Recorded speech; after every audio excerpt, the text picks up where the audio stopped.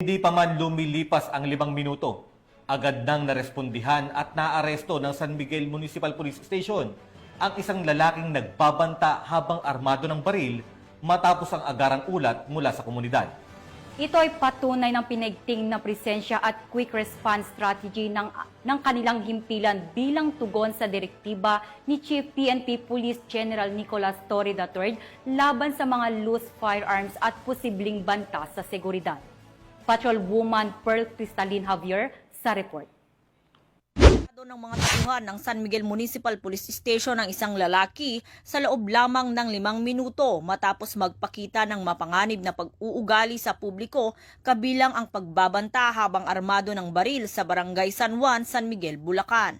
Kinilala ni Police Lieutenant Colonel Joey Louie Bilaro, Acting Chief of Police ng naturang istasyon, ang suspect na si alias MJ, isang negosyante, 43 anyos at residente ng Barangay San Juan, San Miguel, Bulacan. Ayon sa ulat, dakong alas 9 ng gabi nang maaresto ang suspect matapos makatanggap ng tawag ang mga otoridad mula sa isang concerned citizen. Batay sa salaysay ng mga saksi, sinadya umanong ikinasa ng suspect ang kanyang baril sa harap ng publiko habang nagbabanta ng pananakit. Nakumpiska mula sa kanyang isang Taurus G3 9mm caliber pistol na may 5 bala.